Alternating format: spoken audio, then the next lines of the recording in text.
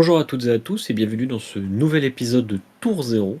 Aujourd'hui, je suis accompagné de Messire Croissant et de Oui, Nightcrash à la régie. Et nous allons parler de limité. Alors, pour introduire, on comptait faire un épisode très développé, très fourni, avec Poésie, ou Paul Mirande pour les Parisiens. Mais pour des raisons d'entraînement pour le Pro Tour, malheureusement, il ne sera pas disponible.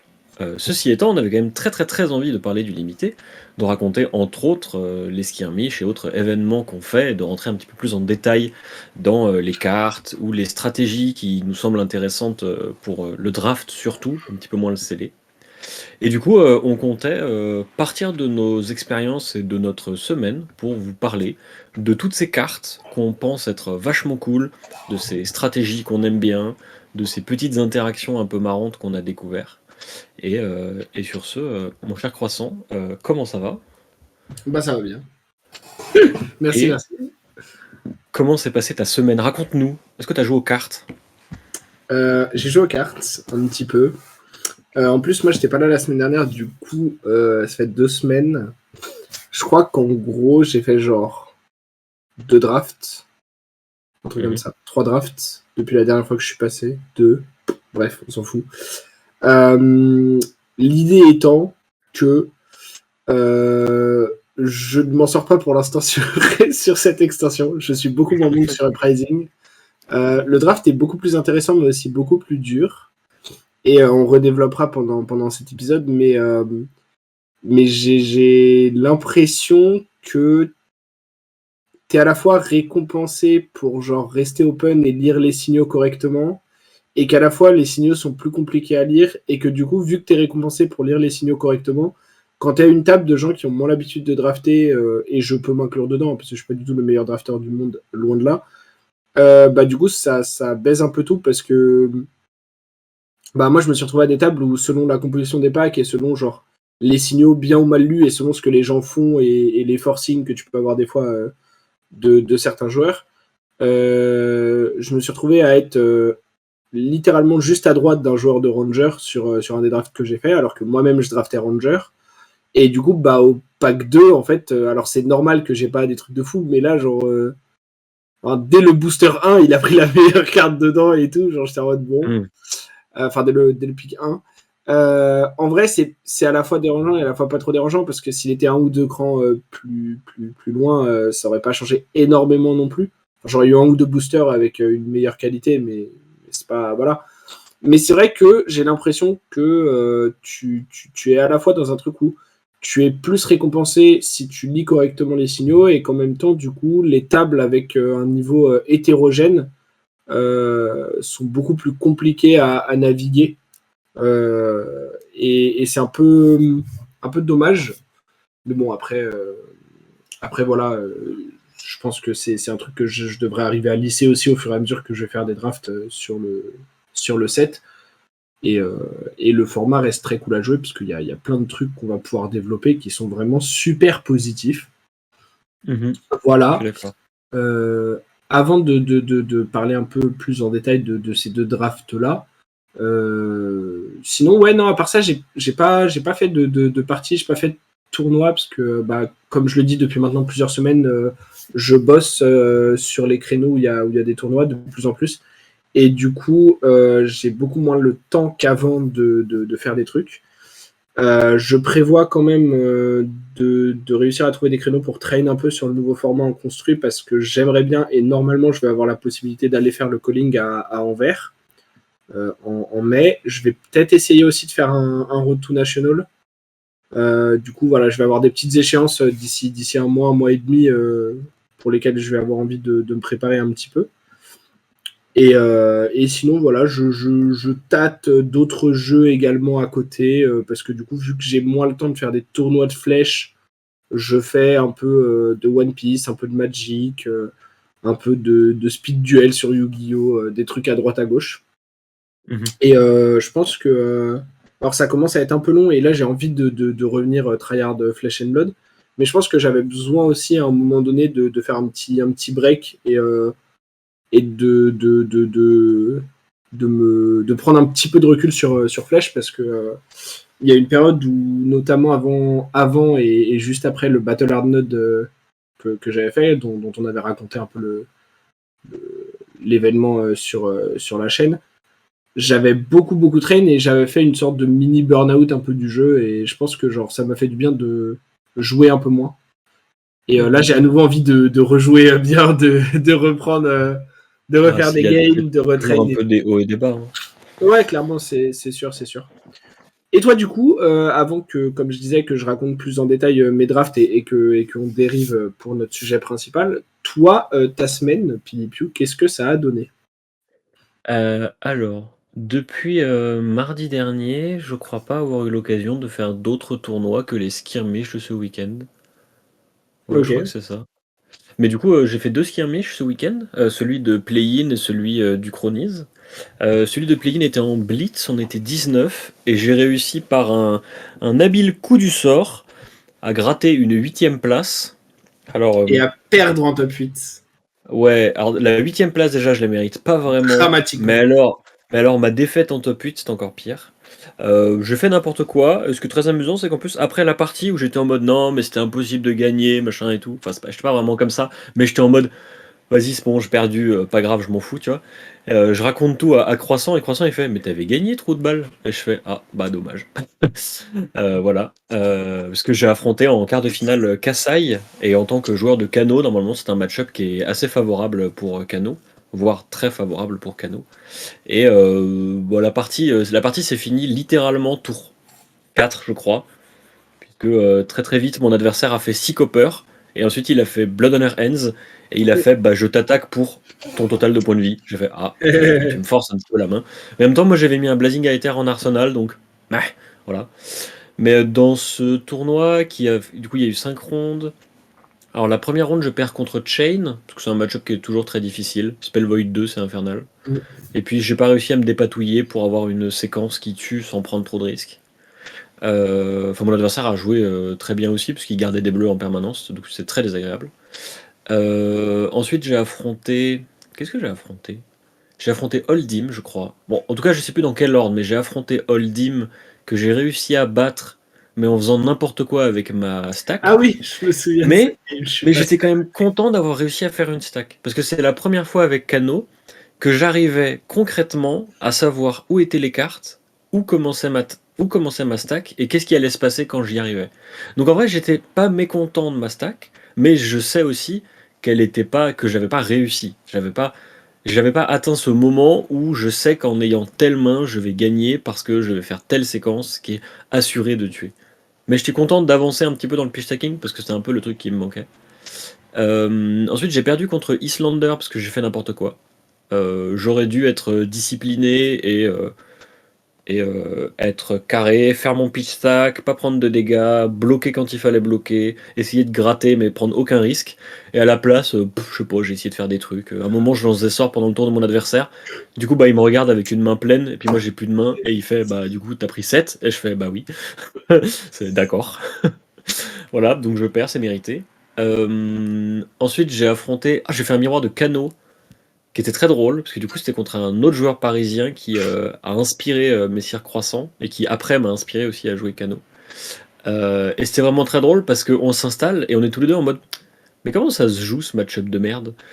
Et du coup ça s'est fini sur une espèce de partie où bah, en fait, si un jour vous jouez Kano et vous avez l'occasion de faire un miroir, ce qui est assez amusant, c'est que si l'un bouge le petit doigt, l'autre peut le tuer en réponse. Mais si l'autre bouge le petit doigt pour le tuer en réponse, le premier peut de nouveau bouger le petit doigt pour le tuer.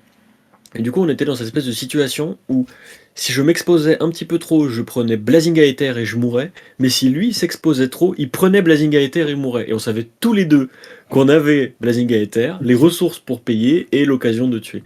Du coup, c'était assez marrant comme match. Finalement, je me finis par gagner parce que mon adversaire foire un peu ses calculs. Et genre, comme j'avais une potion en jeu, et que c'était pendant mon tour et que je lui avais fait 5 dégâts d'arcane, bah du coup en fait il pouvait pas se permettre de faire des trucs parce qu'en fait du coup il prendrait des gros blasts s'il bougeait, enfin voilà. Du coup c'était marrant. J'ai affronté. Qu'est-ce que j'ai affronté d'autre? Ah, j'ai affronté Riptide, mais il n'y avait pas eu vraiment de match parce que mon adversaire a joué Redliner. Du coup bah Riptide, Redliner, ça peut pas faire grand chose. Et ça fait 5 ça non? Ouais, Ouais ça fait ça fait 5 hein. 5. Voilà. Du coup, mes défaites étaient contre Islander et Chain, et mes victoires étaient contre Holdim, Kano et Riptide. Voilà. Et ensuite, le skirmish de dimanche chez Uchronis, du coup, cette fois-ci, c'était un skirmish où on était 33, il me semble. C'était en scellé, avec un top 8 en draft. J'ai ouvert un pool qui était euh, très moyen, c'est-à-dire que il me donnait pas vraiment de direction. J'avais que 5 bleus qui coûtaient 0, donc c'était assez difficile de jouer ninja parce que j'avais vraiment pas la densité. En plus, c'était essentiellement des génériques, donc elle bloquait pas très bien. Malgré quelques jaunes, j'ai estimé que c'était pas assez et que j'avais pas d'autres trucs qui justifient de jouer ninja, comme genre une ligne de combo pour Katsu, des machins comme ça. Du coup, j'ai très vite, je suis passé à côté de ninja. J'ai voulu regarder Ranger parce que je trouvais que j'avais quelques boosts, mais en fait, j'avais que 8 flèches au total. Et quand même elles étaient rouges et jaunes, c'était vraiment pas assez pour faire un deck. Surtout quand en scellé en plus, comme l'essentiel des joueurs savent que pour gagner, il suffit juste de jouer le plus de cartes possible et de fatiguer. Du coup, je savais qu'avec un Riptide avec aussi peu de flèches, j'aurais quasiment aucune chance de gagner. Et je n'avais pas d'Azalea, puisque j'avais pas les flèches qu'il fallait, ni les boosts qu'elle est avec. Et du coup, je me suis retrouvé sur Assassin, un peu par défaut. C'est d'ailleurs ce qui m'a un peu ennuyé pendant le tournoi, c'est que j'avais un deck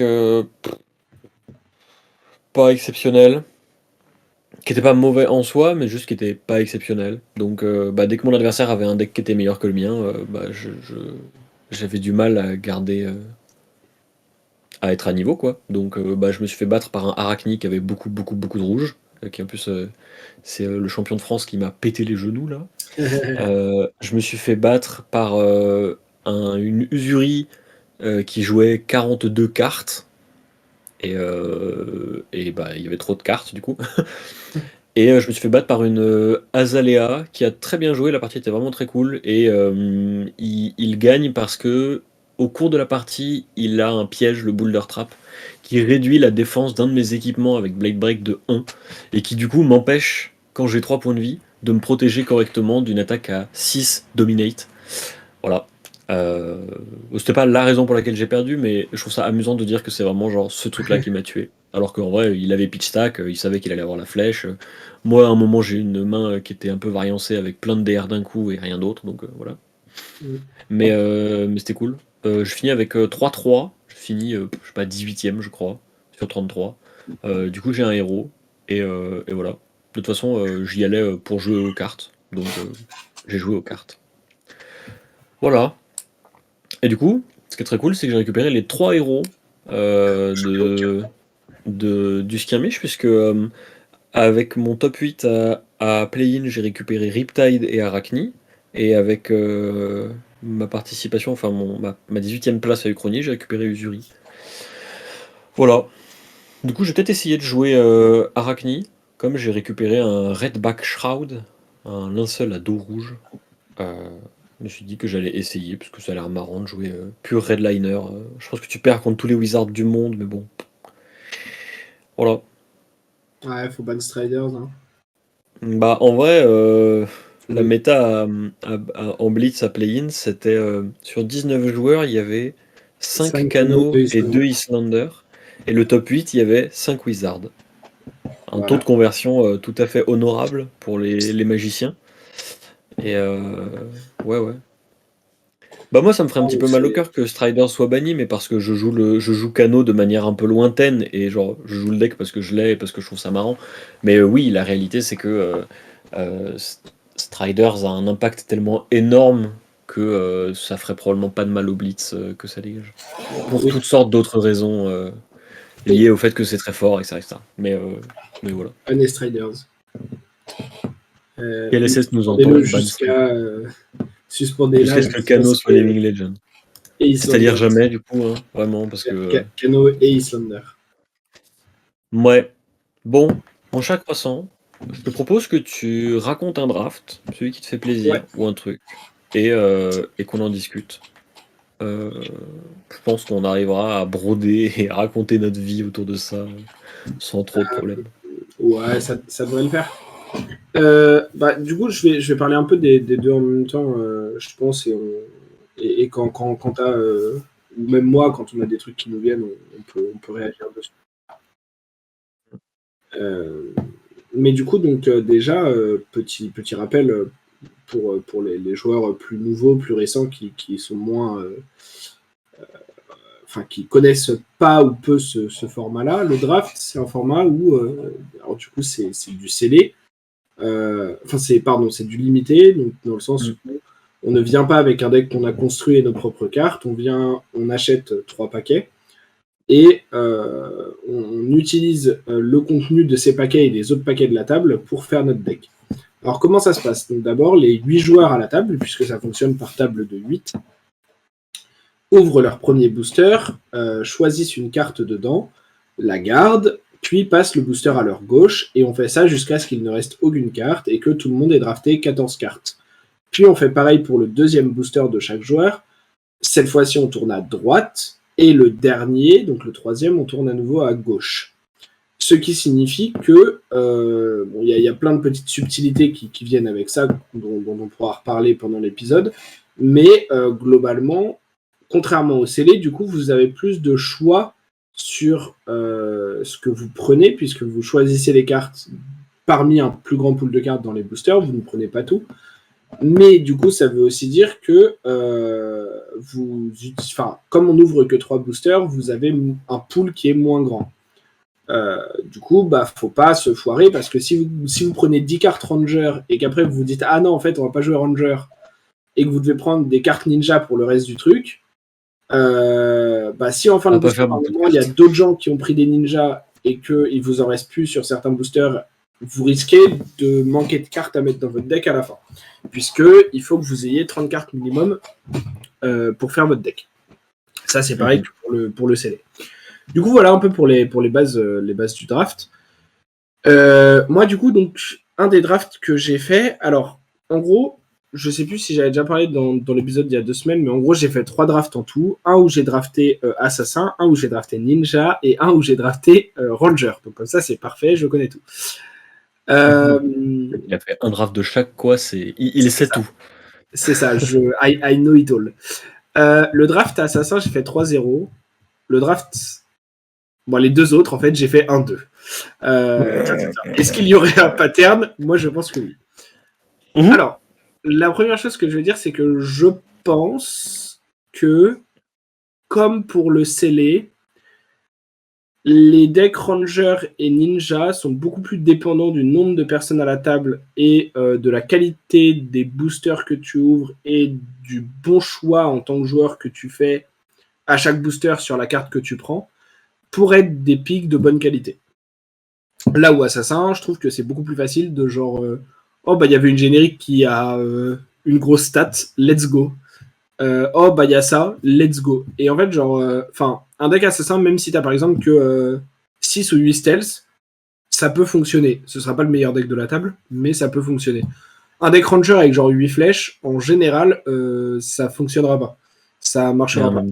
En même temps, si tu veux jouer Ranger, tu sais qu'il faut prioriser des flèches et tu te retrouves rarement avec un deck aussi pauvre.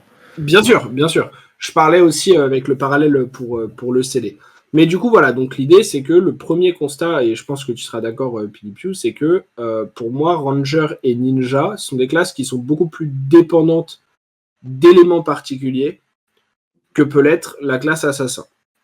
En fait, c'est juste lié aux cartes en soi. C'est-à-dire que les Rangers ont besoin de flèches pour les tirer de leur arsenal, les ninjas ont besoin de bleus qui coûtent 0 et de certaines lignes de combo, là où les assassins ont besoin de stealth, mais il y a énormément de cartes qui ont ce simple mot-clé, et c'est tout.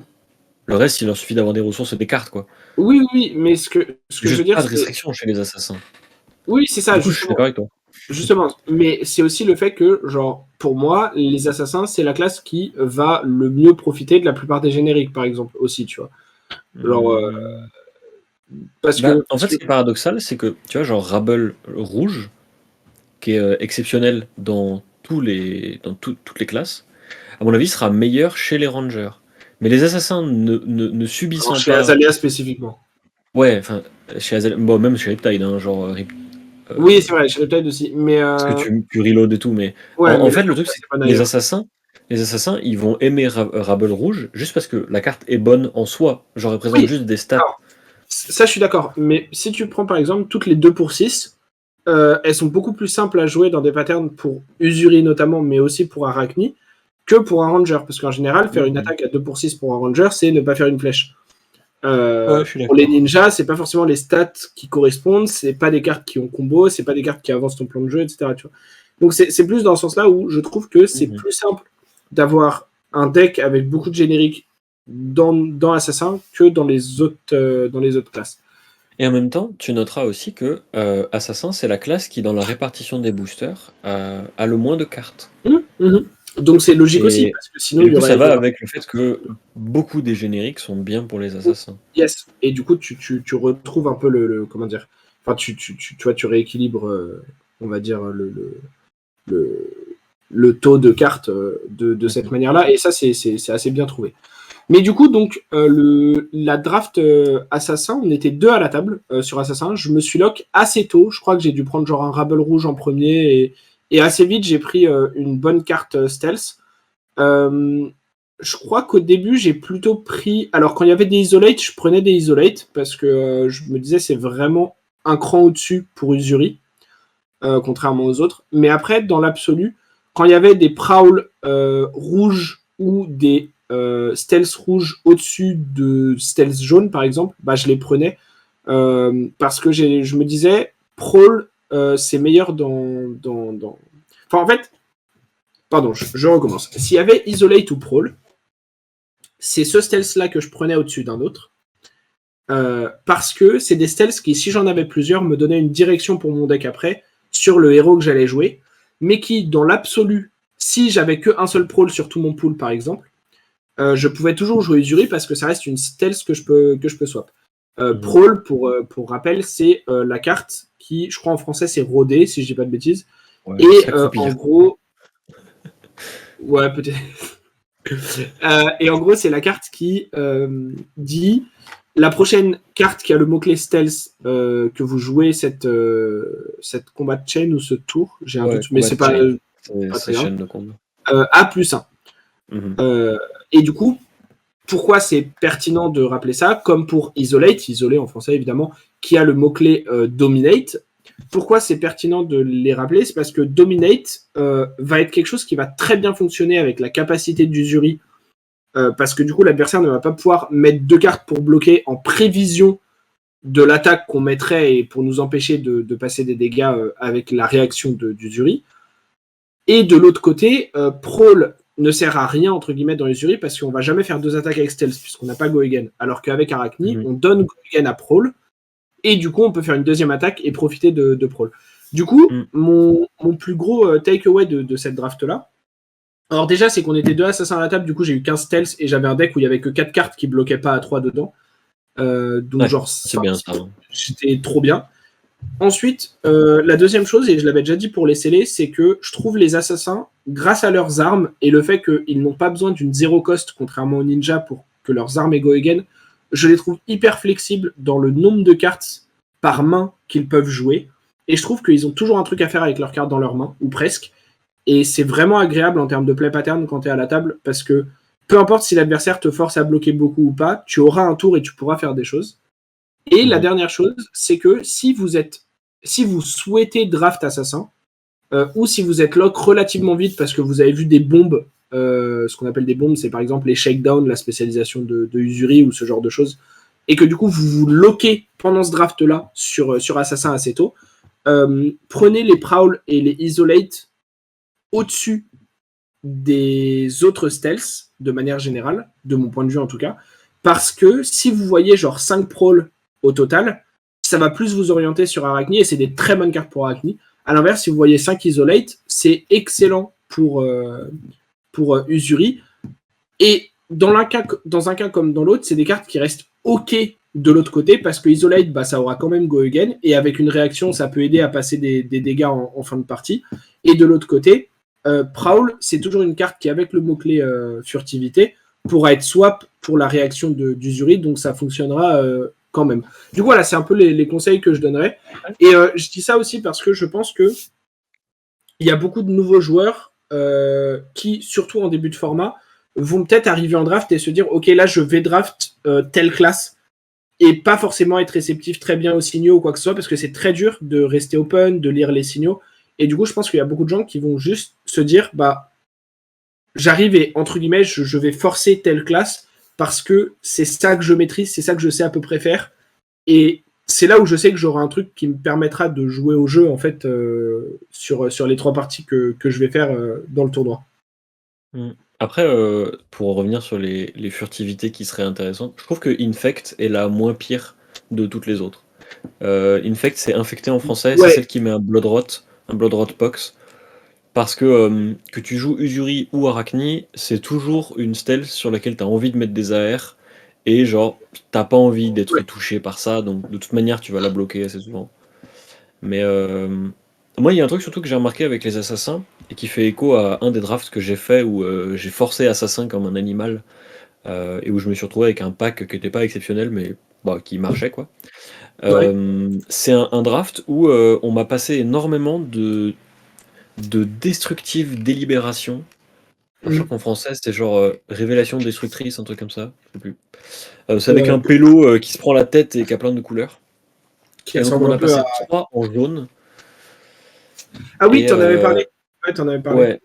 Et bah, j'en ai déjà parlé parce qu'en fait, ça m'a marqué après ce draft.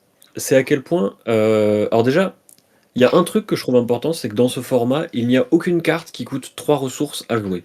Ce qui Yes. signifie que, théoriquement, vous pouvez faire toutes les séquences, vous pouvez jouer toutes les cartes du format avec une jaune.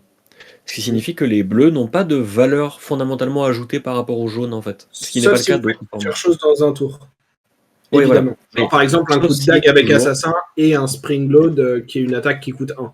Ce Bien genre sûr, de non mais il y a toujours de bonnes raisons de justifier la bleue, mais ça n'est pas la bleue qui va se justifier en soi pour le reste de ton deck. je suis d'accord. Sauf, sauf quand elle coûte 0, puisque là c'est pour les ninjas, mais c'est autre chose.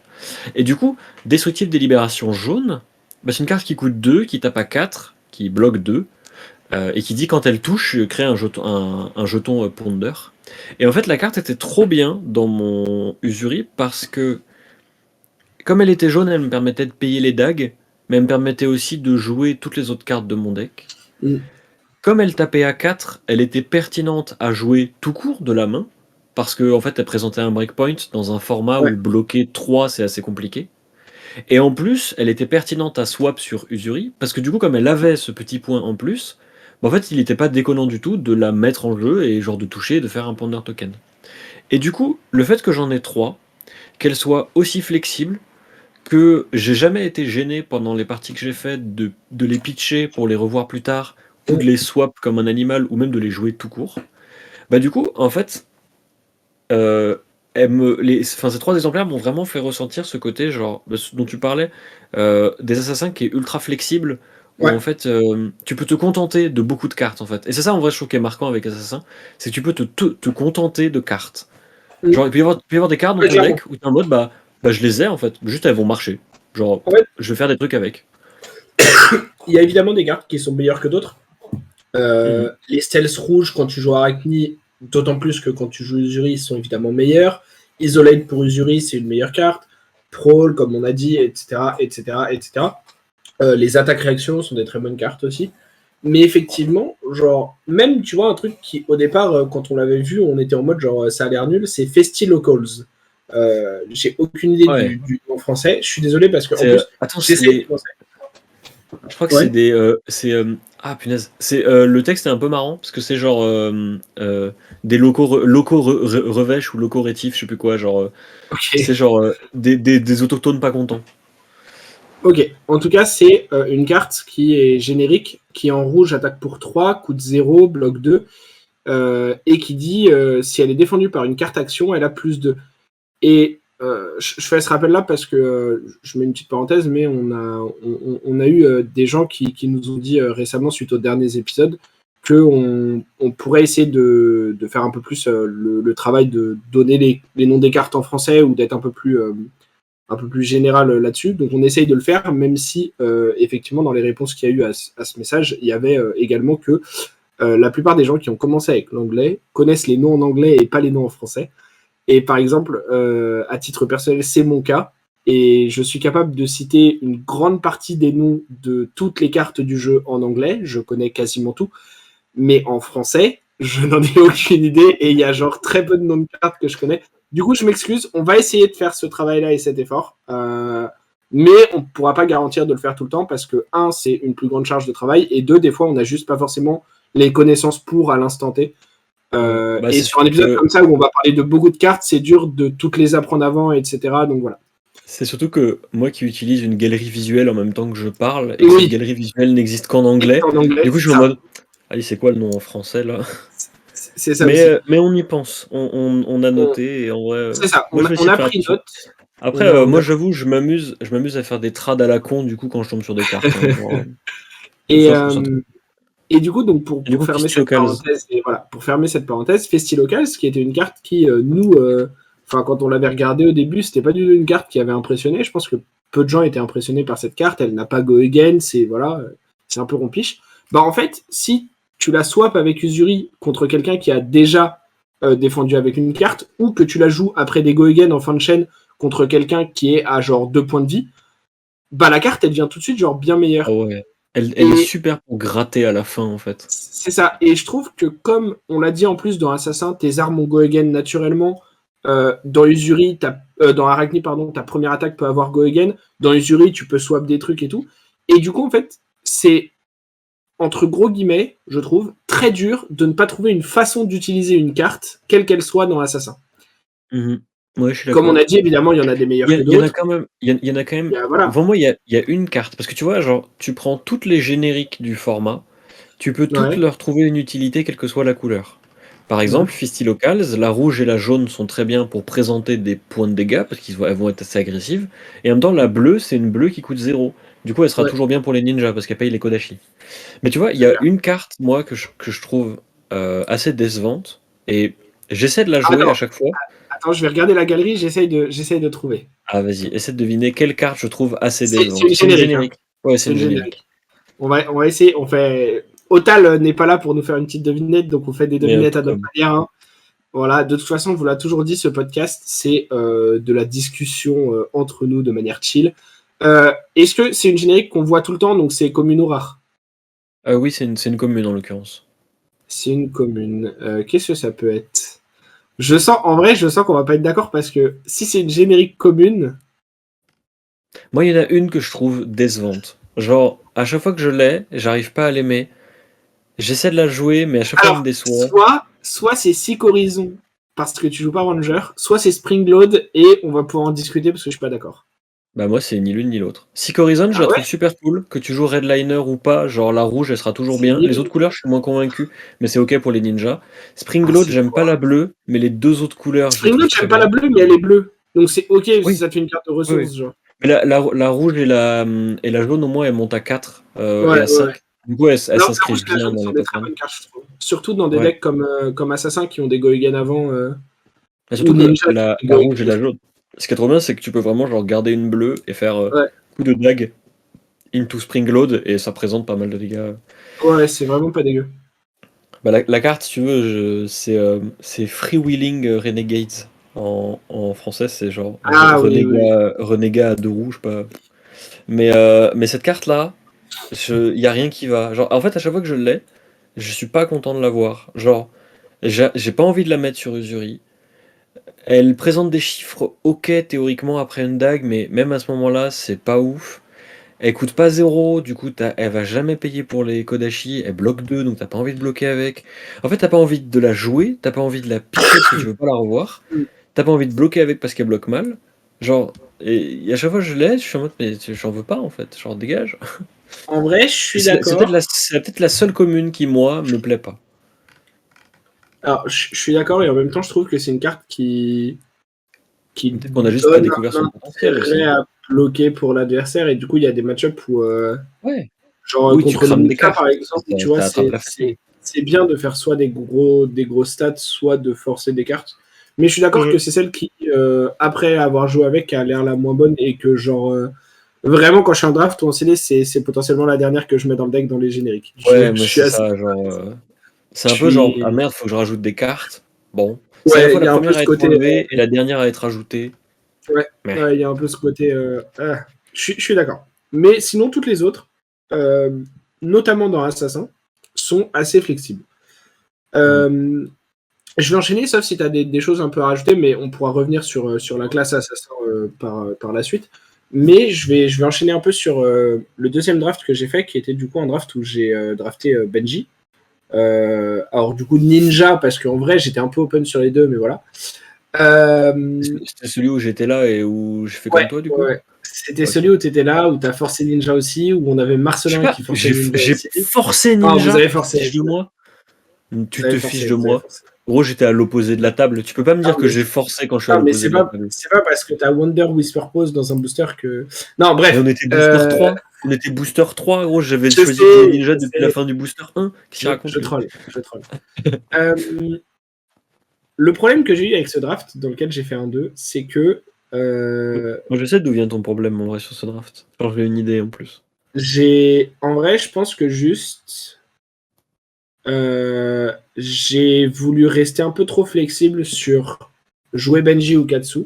Ouais, c'est ça pour moi. J'ai voulu prendre trop de bleus zéro cost au début en me disant je vais rentabiliser les Kodashi, alors que je pense que les Kodashi, genre, faut vraiment quasi jamais jouer avec. Genre, juste faites des attaques, c'est mieux. Et du coup, j'étais un peu dans un entre-deux où, genre, j'avais des lignes de combo pour Katsu, mais les cartes étaient bleues. J'avais des Twin Twister et des trucs comme ça pour Benji, mais elles étaient rouges. Du Oui. coup, elles passaient pas sous le seuil pour être imbloquables et tout. Et du coup, c'était un peu bizarre. Et en plus de ça, il y a au moins une des games où genre j'ai giga misplay et j'étais en mode ok, je prends 10 dégâts, mais j'ai un tour de bâtard. Et la personne, genre, elle met un équipement devant un de mes trucs et je fais ah, mais c'est vrai que ça Ah, ça marche, marche plus. ça. Et genre, je me suis un peu fait baiser, mais genre, c'était un peu complexe. Et du coup, ça n'a pas aidé. Mais ouais, Moi, j'ai des retours vachement intéressants sur ce draft-là aussi. je pense que voilà, moi perso, je pense que j'ai voulu un peu trop rester open sur les deux héros et que je me suis pas assez lock sur un héros.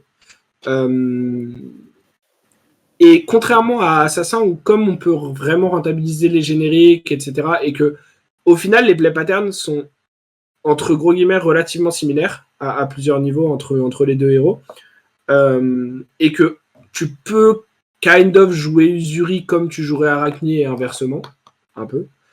Du Ouais. coup, je trouve que t'es moins lock sur un des deux héros rapidement dans le draft, alors que Benji et Katsu, genre, veulent vraiment pas les mêmes cartes. Mhm. Genre, vraiment pas. Et je pense que c'était mon erreur sur ce draft, c'est un, d'avoir trop focus sur des Godashi, et deux, de pas mettre assez lock sur un des deux en disant, ok, bah genre, par exemple, tu vois, un Deadly Duo jaune ou bleu, je sais plus, et à côté, t'avais genre un descendant de Guswave bleu ou un truc comme ça, ou jaune. Et j'étais en mode, bah, descendant de Guswave, genre, c'est ok parce que ça a go again, donc pour Benji, c'est ok. Et c'est meilleur pour Katsu parce que, genre, bah, c'est une carte de combo, tu vois. Du coup, en la prenant, je me ferme pas vraiment l'option de Benji et je suis bien pour Katsu. Alors que si je prends le Deadly Duo, genre, c'est vraiment pas une carte que t'as envie d'avoir dans Katsu. Mais par contre, qui est Mais excellente. juste si j'avais pris le Deadly Duo, derrière, genre, bah, je continuais à prendre les cartes pour Benji et mon deck aurait été de meilleure qualité, je pense. Donc, je pense que je me suis juste Bah, trop. moi, ce qui était intéressant, c'est que à ce draft, quand je me suis installé, le joueur en face de moi, qui est un auditeur, il m'a dit ouais, dans un des épisodes, c'était la review Outsiders, je crois. Il me dit tu vois, tu dis que rester open longtemps, c'est vachement bien. Mais moi, je suis pas d'accord parce que je pense que t'as tout à fait intérêt dans les premiers pics et genre vraiment au début à prendre des cartes très fortes de classe. euh, Parce qu'en fait, si tu les joues pas, c'est pas grave. Mais si tu les joues, tu seras heureux de les avoir pick aussitôt. Et par essence, ça te ferme pas non plus au fait d'être open plus longtemps. Et en fait, je me suis rendu compte que c'est. Alors, c'est peut-être un raisonnement qui est genre plus global sur le draft de manière générale, mais qui je trouve a encore plus de sens dans ce format-là, parce il est très ouvert et très flexible, et on peut rester Ouais. open très longtemps. Et en fait, se dire genre, bah là, passe devant moi un Death Touch rouge, c'est mon first pick. Ça veut pas dire que je vais jouer ou Ranger ou Assassin, ça se trouve je vais finir sur Ninja. Mais ce Death Touch rouge, bah en fait, il sera tellement bien dans tellement de decks qu'en fait, genre, Ouais. c'est bien de le prendre. J'aurais dit pareil pour un Surging Strike rouge, par exemple. Parce que quand tu joues Benji, c'est pertinent, un 5 Go Again, et quand tu joues Katsu, c'est trop bien parce que c'est le meilleur starter. Et du coup, Je ce suis. raisonnement-là, je le trouve très intéressant et je l'ai pas du tout appliqué sur ce draft parce que j'étais un animal. Mais en fait, je l'ai un peu appliqué un peu différemment, enfin probablement de manière un peu inconsciente, puisque en fait j'ai sélectionné des cartes assez vite, comme si j'allais jouer ninja, et ensuite comme si j'allais jouer Benji. Tout en restant un peu open, genre, je m'empêchais pas de prendre des cartes pour d'autres classes. Ouais. Mais ce qui fait que quand à un moment il y a un booster le troisième booster, qui est un booster qui était assez impressionnant pour un joueur de ninja, qui contenait Wonder with Purpose, une grosse M de Benji, sa spécialisation, 2 Bonds of Ancestry, lien de l'un de l'ancienneté, je sais plus comment ça s'appelle, et une vague descendante, ouais, un rouge et une jaune, qui est un booster incroyable pour un ninja, hein. Vraiment il y a 4 cartes excellentes. Bah du coup quand je prends le Wonder with Purpose, et que je passe du coup aux 2 autres ninjas de la table le reste, quand Croissant il a eu le booster entre les mains, il a fait mais quoi? Mais t'as vu les cartes que t'as laissées? Et j'étais en mode mais oui, je sais, mais j'ai juste pris mieux en fait. Ouais, Et ce qui est très amusant, c'est que avec ton raisonnement, t'aurais probablement pas pris le Wonder with Purpose parce que d'une certaine manière, c'est une carte qui vraiment te ferme sur Benji. Alors on était pack 3, du coup je savais que j'allais jouer Benji parce que ouais, c'est ce que j'allais dire. par Pack défaut. 3, c'est un peu différent, tu vois. Genre, je pense que Pack 3, t'es relativement lock quand même sur le héros. Mais je pense que et même pack 1, je l'aurais pris. Je pense que si ça avait été mon first pick, je l'aurais pris. Ça peut s'entendre, hein. Moi, je pense que dans Parce ce que booster-là, mon first pick, c'est plutôt Descendante ou le Bond, mais je pense que ça peut totalement s'entendre en fait, une carte juste parce qu'elle a un power level qui est au-dessus de la curve du booster, en fait. et en fait c'est ça. Et en fait, je m'en suis rendu compte, je me suis dit, mais si je compte jouer Ninja, et du coup, bah, si je la joue, je joue forcément Benji, en fait, elle sera jamais mauvaise. Parce qu'elle Ouais. représentera toujours au moins un jaune qui coûte 0 pour payer les Kodashi, ou un bloc 3. Donc en fait, sur le coup, alors on était pick 3, donc je savais déjà que je voulais compter jouer Benji, donc c'est une façon un peu de me rassurer de mon pick, mais voilà, mais je me suis dit, mais genre, en fait, la carte est juste super tout le temps. Et si je remets en perspective ce pick avec la discussion que j'avais eue avec notre auditeur un peu avant, et genre tout le chemin, toute la réflexion qui a fait son petit bout de chemin dans ma tête depuis qu'il m'a dit ça, bah, je me dis que si je devais le refaire, à un pic plus tôt dans le draft, par exemple, je pense que je le ferais. Parce que, bah après, on parle d'une M, donc c'est toujours un petit peu biaisé, mais ça aurait pu être une Surging Strike rouge, j'aurais fait la même chose. Parce qu'en fait, la carte, elle m'aurait pas fermé, mais en même temps, elle m'aurait ouvert des choses. Et du coup, j'aime bien. En vrai, je suis totalement d'accord avec ça. Et c'est un truc que j'ai intégré, on va dire, depuis et que je vais essayer de mettre en pratique sur les prochains drafts que je ferai et que j'avais pas forcément en tête. C'est que effectivement, genre, en fait, t'as un peu de marge pour prendre des cartes que tu ne joueras pas à la fin. Et c'est bien beau de rester open avec des génériques, mais si tu le fais en prenant une carte, genre, qui est moyenne, genre, pas un Rabble rouge ou un truc du genre, et Mais que oui, en qui est plus, moyenne tout le temps. genre une carte qui est moyenne, genre un Festi local jaune ou un truc comme ça, tu vois, qui est fine, tu vois, surtout si ça te laisse open, mais qui est pas une bonne carte. Et qu'en plus de ça, tu le fais à la place de prendre une bonne, voire une très bonne carte pour une des classes, là on parle uniquement des trucs genre Lace with Bloodrot, Infecting Shot rouge, Ouais, Infecting Shot rouge, ouais, Surging Strike rouge, ce genre de carte. Twister jaune. Twin Twister jaune aussi, par exemple. Ou encore un Prol rouge ou Infect rouge qu'on peut considérer aussi comme ça. Tu vois, ce genre de cartes. Cut Down to Size rouge, par exemple, pour Usuri. Mais en fait, si tu laisses passer ce genre de cartes pour prendre. Alors, Cut Down to Size, ça marche pas parce que c'est une générique, donc tu la prends. Mais pour prendre genre un Rabble jaune ou un Sick Horizon jaune ou un Destructive Délibération bleu, j'en sais rien, ou même jaune, même rouge, pour dans le seul but de rester open, bah en fait, genre, tu peux juste prendre la bonne carte, ne pas la laisser à ton voisin, l'utiliser si tu finis sur cette classe après, genre, 6 pics de plus, et si dans le booster d'après, t'as pris ton Surging Strike rouge, si dans le booster d'après, il y a Descendant Gust Wave rouge, bah c'est jackpot. Si dans le booster d'après, il y a Infecting Shot rouge, bah tu peux la prendre et genre, adapter selon le booster encore d'après. Si dans le booster après ton Surging Strike rouge, il y a un Rabble rouge, bah tu le prends et t'attends de voir encore. Et je pense que dans ma tête, en fait, j'avais un peu ce côté de bah si mon pick 1 pack 1 c'est un Surging Strike rouge, je vais faire attention dans le booster suivant aux cartes ninja. Et oui, évidemment, tu fais attention. Mais encore une fois, genre. Je pense que ça, j'ai du mal à rester un peu, genre, à pas fermer mes yeux dès que j'ai pris une carte de classe. Ouais, mais tu vois, je trouve un peu tunnel vision, je sais.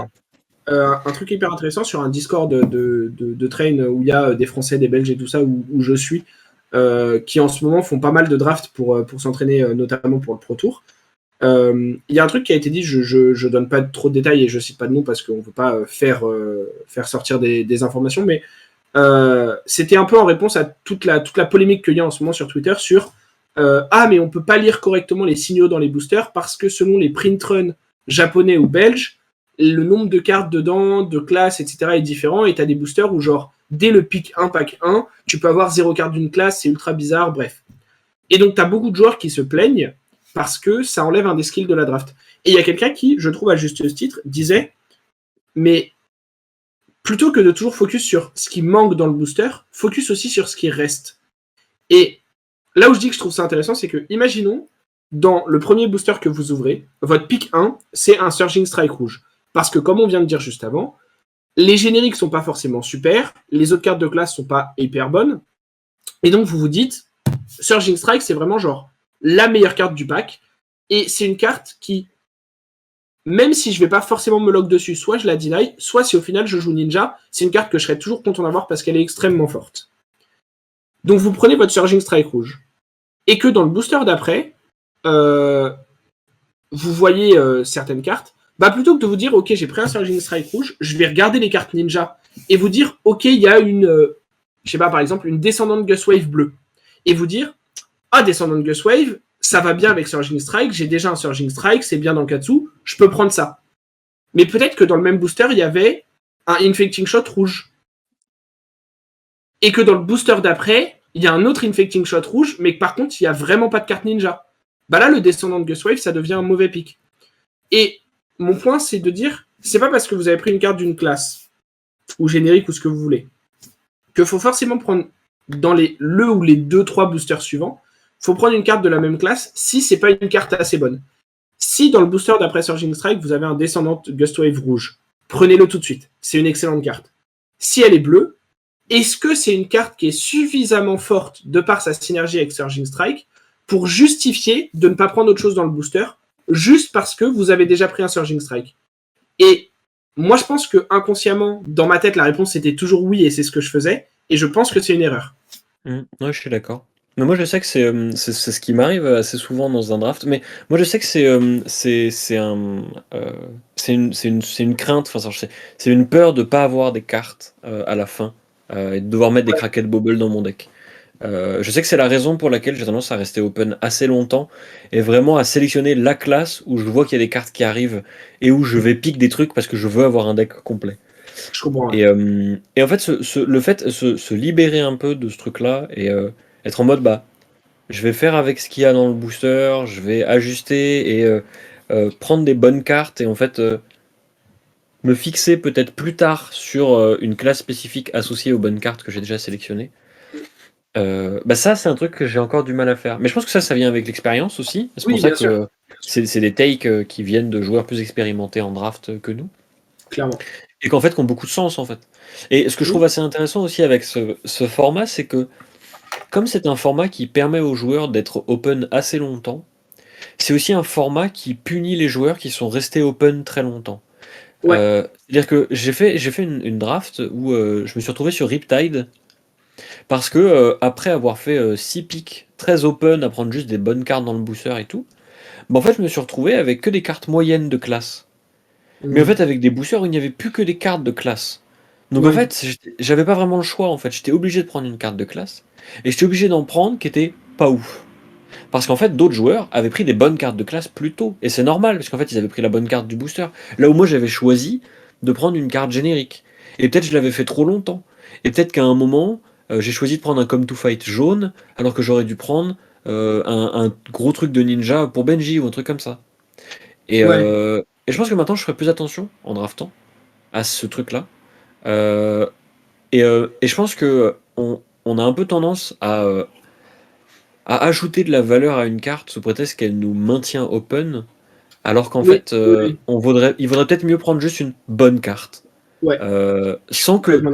Parce qu'en fait, ce que je me dis, c'est je préfère 1000 fois que mes derniers pics soient des pics de classe qui vont être des cartes pas ouf, mais genre qui vont bloquer 3 pour la classe que j'ai choisie. Et en fait, avoir fait mes tout premiers pics au début du draft qui sont des grosses rouges qui tâchent, mais que je pourrais pas jouer, plutôt que l'inverse. Parce qu'en fait, dans le premier cas où j'ai pris des grosses rouges qui tâchent que je jouerai pas, bah, ça veut dire que mes adversaires les auront pas, déjà. Ouais. Ça veut dire que plus longtemps j'ai pris juste des bonnes cartes, et donc la qualité moyenne de mon pack est ajustée en conséquence. Et surtout que ça, il n'y a pas ce côté genre par défaut je vais devoir prendre ce que la table me laisse. Parce qu'en fait, en faisant ça, je deviens celui qui envoie des signaux, mais pas celui qui les subit. Et moi je sais que je suis assez mauvais pour envoyer des signaux, et souvent du coup je subis des signaux, puisqu'en fait genre je regarde les boosters et je suis en mode, bah, du coup je sais ce qui se passe à la table, mais en fait je joue en deuxième. C'est qu'en fait je sais ce qui se passe, mais pas parce que j'ai choisi qu'il se passe ça, mais parce que les autres joueurs ont pris une décision, et que moi je me retrouve à réagir par rapport à leur décision. Ouais. Et je pense que ça c'est vraiment les éléments très avancés du draft, qui d'ailleurs ne sont pas que liés à Outsiders en vrai. Je pense que c'est des éléments de jeu qui sont pour tous les formats, même pour tous les jeux. Je pense que même pour Magic, ça se vaut ce raisonnement. Le côté genre, ouais, comment est-ce que tu te positionnes, à quel moment tu te positionnes. Et je pense que ce moment, il varie énormément d'un format à l'autre. Et c'est peut-être la variété et la différence qui se fait entre les formats. Mais au final, il faut savoir le faire, ce truc-là. De se positionner à un moment et de dire, bah, je vais faire ça. Parce que j'ai pris les bonnes cartes, parce que j'ai vu ce qui reste, quoi. Je pense que c'est d'autant plus important, comme on le disait, pour Ninja et pour Ranger, parce que t'es, je pense, beaucoup plus dépendant de ces bonnes cartes rouges qui, genre, font ton plan de jeu. Là où, comme on le disait, Assassin, t'es beaucoup plus flexible. Mais du coup, pour finir un peu sur ce draft-là, et après, on pourra passer sur le troisième où j'ai joué Ranger, et du coup, parler un peu plus de Ranger. Je pense, et pareil, tu vas me dire si t'es d'accord, je pense que pour Ninja, c'est beaucoup plus important de décider relativement tôt. Ça va être milieu ou fin de pack 2 grand max, je pense. Quel ninja tu vas jouer. Parce que même s'il y a des cartes bonnes qui vont dans les deux, par exemple, tu vas pas vouloir la même couleur de cartes. Il y a des cartes que tu veux plus dans Benji que dans Katsu, évidemment. Mais même les cartes que tu pourrais vouloir dans les deux, tu ne vas pas forcément vouloir la même couleur. Genre, typiquement, Twin Twister, en rouge, c'est très bien pour Katsu. En jaune, c'est OK pour Katsu. En bleu, c'est nul. Par contre, pour Benji, en jaune, c'est très bien. En bleu, c'est très bien. Ouais. Du coup, c'est l'inverse. Et du coup, je trouve que c'est OK de prendre au début, genre, Surging rouge, des pièces de la ligne de combo principale, donc avec Descendante et Bond of Ancestry éventuellement. Éventuellement des jaunes ou des bleus, genre les one-two punch, back heel kick, etc., qui sont des finishers de ligne de combo qui bloquent 3 et qui coûtent 0. Donc c'est flexible pour les Kodashi, ça bloque 3. Tu peux les prendre un peu dans toutes les couleurs. Bon, ça peut fonctionner. Mais je pense que c'est bien de se lock relativement vite quand même sur le ninja que tu vas jouer, parce que les cartes que tu vas vouloir ne vont pas être les mêmes. Et petit 1, comme disait Pilipio à juste titre, plus vite tu prends tes cartes pour Benji par exemple, plus vite tu envoies le signal à la table pour les gens capables de lire correctement les signaux, que Ninja est peut-être open parce qu'il y a toi et une autre personne dessus, mais que Benji est pas open, par contre Katsu l'est, et du coup tu envoies le signal à quelqu'un qui voudrait jouer Ninja parce qu'il avait un Surging Strike dans son pack 1 pick 1, qu'il peut prendre les cartes de Katsu, et comme ça, lui va prendre les cartes de Katsu et te laisser les cartes de Benji aussi, donc ça te bénéficie, enfin c'est bénéfique pour toi. Et deuxièmement, en fait, c'est aussi ce qu'on disait sur la qualité du pack. Plus, à un moment donné, plus longtemps tu restes open, plus tu prends des cartes qui, pour te laisser open, sont de moins bonne qualité qu'une carte qui te lockerait mais qui serait meilleure. Et du coup, plus vite tu prends une décision. Alors, on ne dit pas qu'il faut la prendre au pack 1, au pick 3 ou quoi que ce soit. Hein. Mais plus vite tu prends une décision, plus vite tu prends des cartes d'une meilleure qualité pour cette décision. Et du coup, par exemple, de la même manière que prendre un Surging Strike rouge en pick 1 pack 1 et un Infecting Shot rouge en pick 2 pack 1, c'est OK. Par exemple, ça peut être de se dire, OK, là, sur mon pick 4 au booster 1, j'ai un booster qui est pas folichon, il n'y a pas de bonne générique dedans, mais il y a un Twin Twister jaune. Je vais le prendre. Et au round d'après, il y a enfin au pic d'après, il y a un descendant de Guswave rouge, mais il y a aussi un back heel kick rouge. Bah là, du coup, vu que vous venez de prendre une carte qui est meilleure dans Benji que dans Katsu, peut-être que le back heel kick rouge qui combatte mieux avec Twin Twister et qui est meilleur dans Benji que dans Katsu devient intéressant.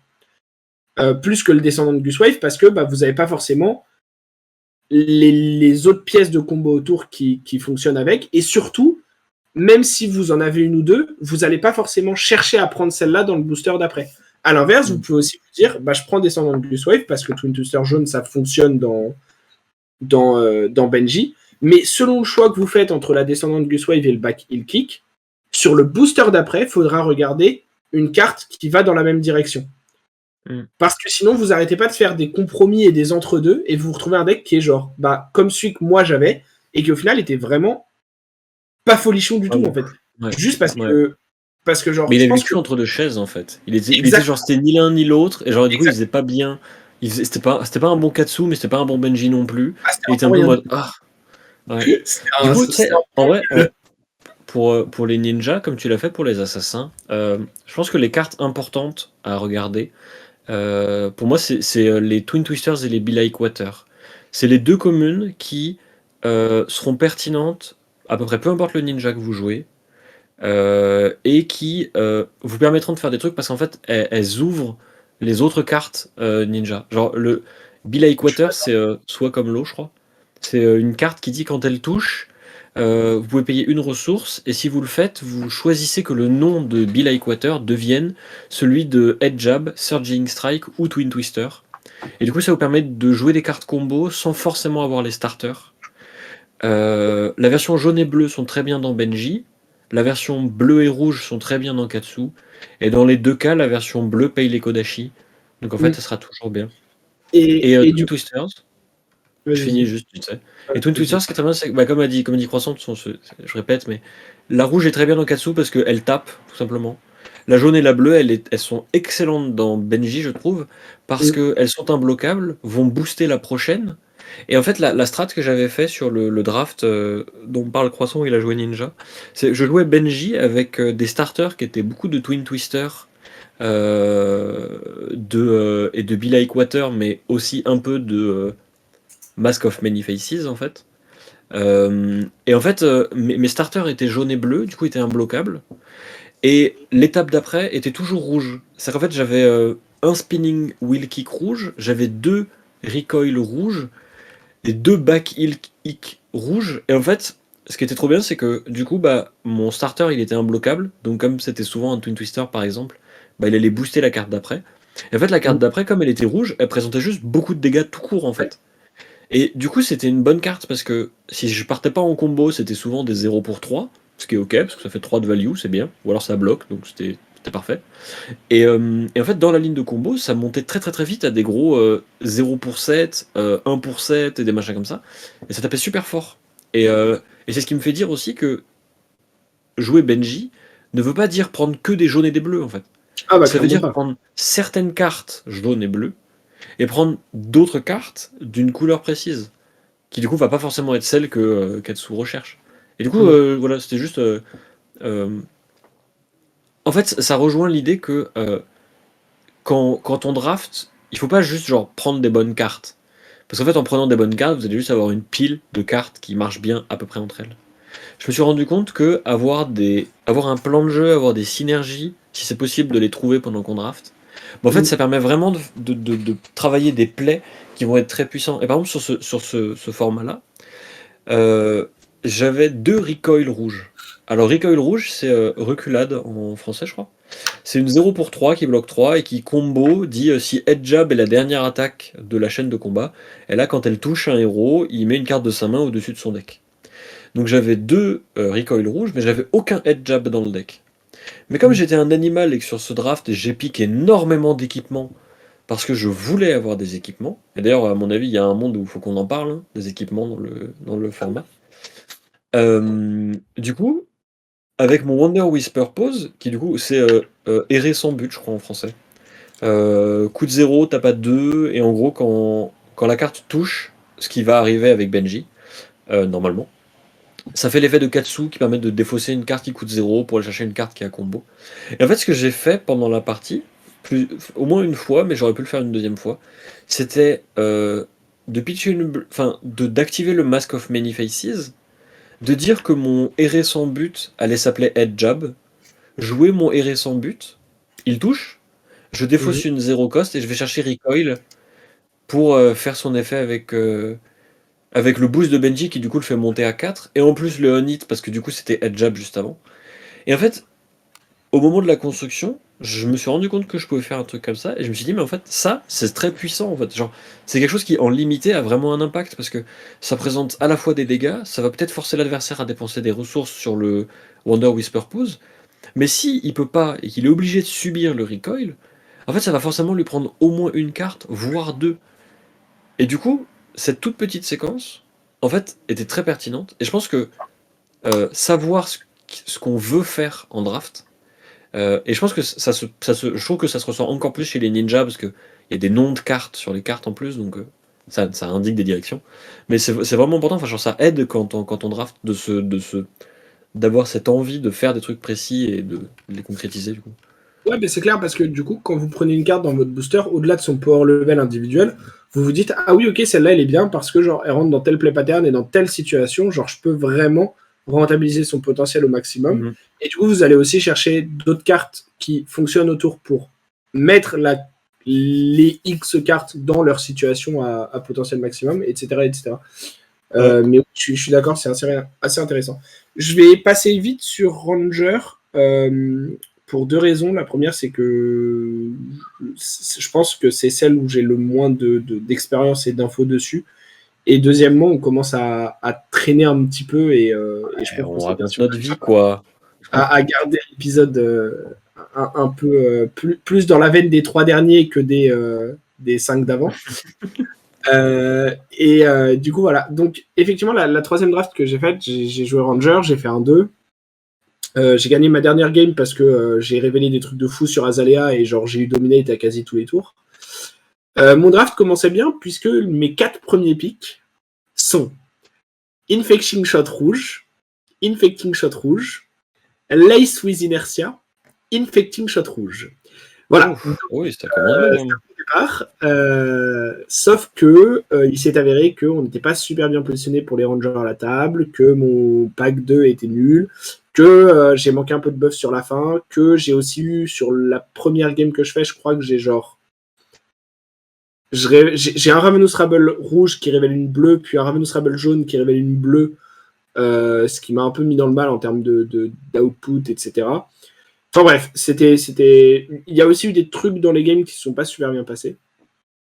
Mais pour les Rangers, je pense que première chose, des flèches rouges. Ah ouais. Infecting Shot, c'est trop bien. Widowmaker, c'est très bien aussi, surtout pour les fins de partie. Mais en soi, quasiment peu importe la flèche. Falcon Wing aussi.